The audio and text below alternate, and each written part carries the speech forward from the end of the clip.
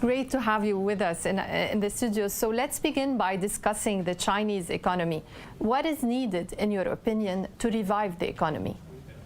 Two things. Number one, I think that structural reform is required, but the structural reform that will be instituted will not be according to the Western model. It will have to be something that fits the Chinese model, and I think that is already happening, but they still have a long way to go.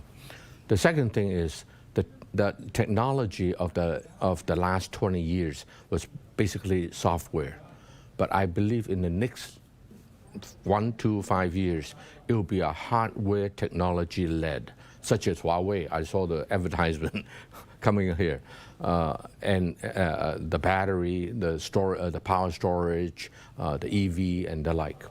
Let's discuss further the property market in China. The crisis has pushed dozens of developers into the brink of collapse. Do you think that the worst is over? The cause of the problem is absolutely foreseeable. I've been saying it for the last 7-8 years. The model that they had before was unsustainable. High debt. Before. Yeah. They would not let small bubbles burst. So eventually the bubble gets bigger and bigger, and eventually it's unsustainable. And so for it to burst is totally expected, and it has to burst. Is it over? I think in terms of the bankruptcy is probably over. But how to fix it is another thing. I think two things will have to happen.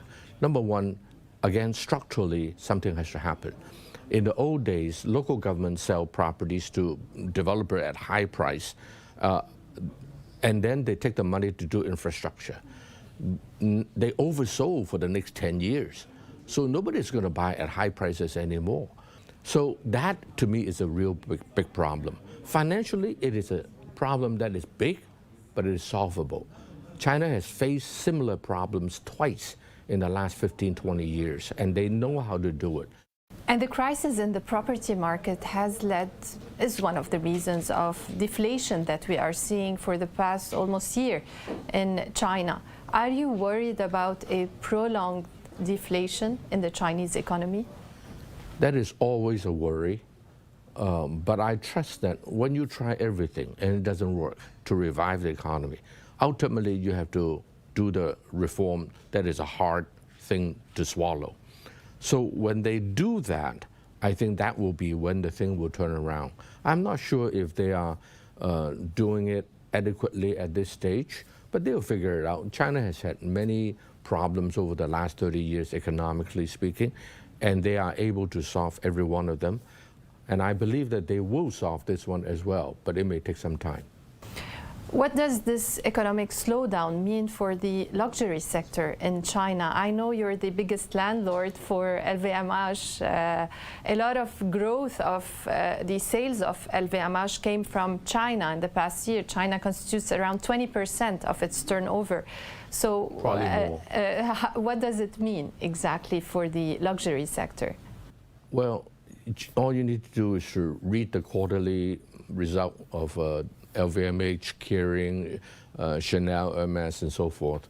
No doubt it has slowed down in the second half of last year. And I think that that will be a new norm. There will be uneven growth.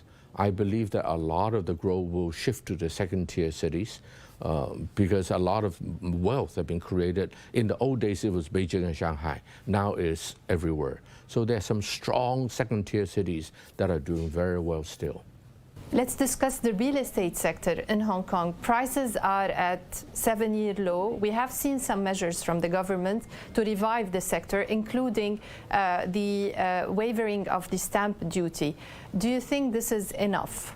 Well, first of all, you have to look at what's the cause of the high price in the old days and what is the situation today.